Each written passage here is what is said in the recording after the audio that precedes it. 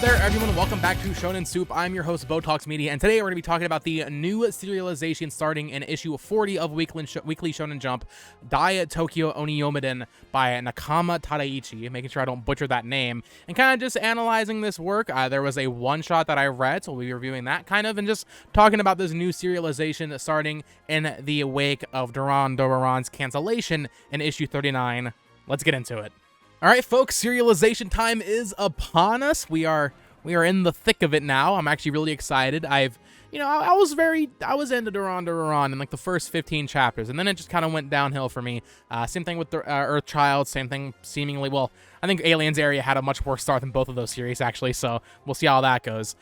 So it's been a while since something really started in the magazine that really hooked me. Ruby Dragon and Super Smartphone are promising. Ruby Dragon, of course, is on indefinite hiatus due to the creator's health right now, and Super Smartphone's, it's good.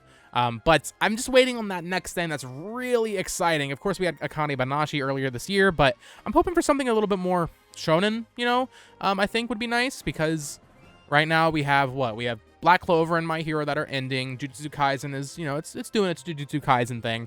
And outside of that, we don't really have any that many great action manga. Mashl's good. Undead Unluck is whatever. And I don't mean that as a slight. It's just in terms of rankings, Undead Unluck and Mash will kind of stay in the back half of the magazine typically. So we have a new shonen series, although I guess to say it's a shonen battle manga is not. It's not, but I think it will probably end up being that. So Tadaichi Nakama, this is a pretty new artist. He's been making art or doing chapters since 2017. Before this, I believe there was 2 one-shots, maybe 3 that he's done. He did Maho Shonen X, then he did Tokyo Grind Horror Channel, and then he did Dai Tokyo Oniyomiden, which was a one-shot in Jump. So the common theme between all of these, I didn't read the other 2, but I did read the one-shot for Dai Tokyo Oniyomiden.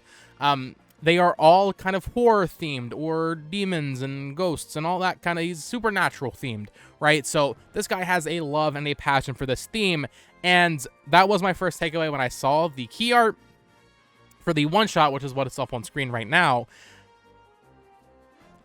No matter what, if you start a new series in Jump right now, with the hook being like demons or Oni or anything like this, I'm gonna be very critical. I'm done with this shit.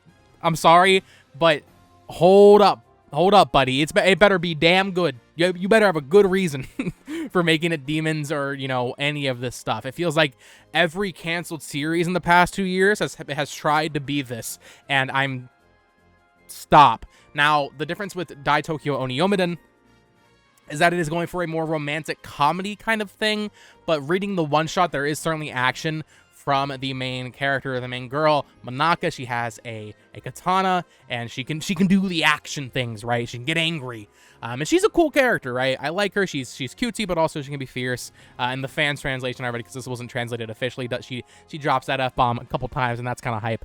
Obviously, that's going to happen in the official Viz translation, but starting off a romantic comedy, kind of testing the waters, seeing where it goes. I could see it being, I was about to say Witch Watch. I don't think that's even remotely going to happen, because that certainly has a darker tone, what with it being Onis.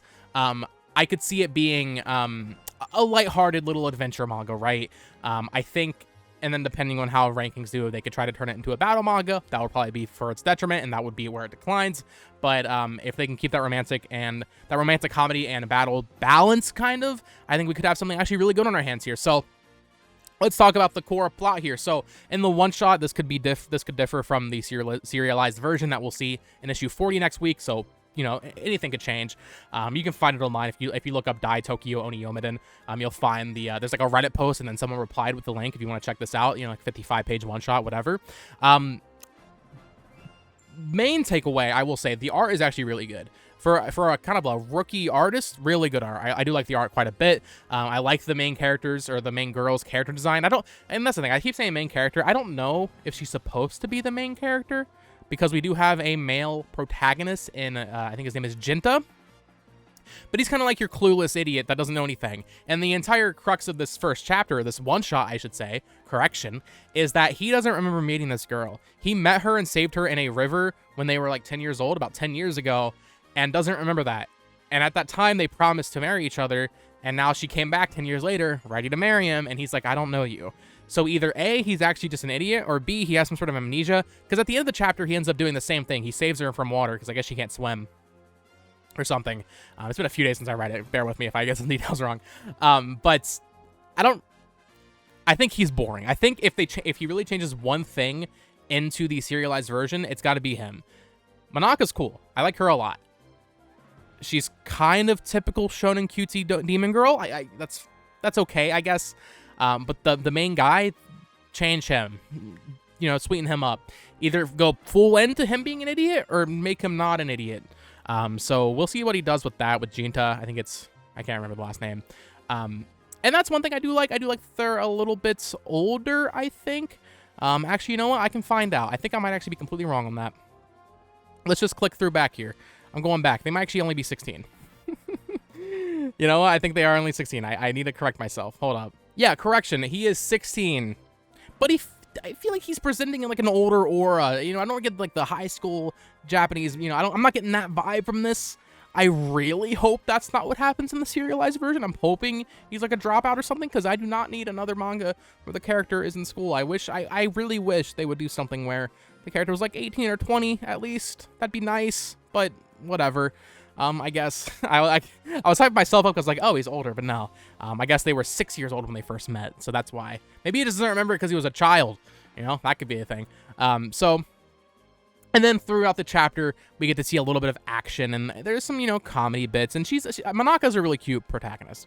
And now we have another horn wielder girl in the magazine now that Ruri Dragon is on hiatus, so that's a nice, taking that spot.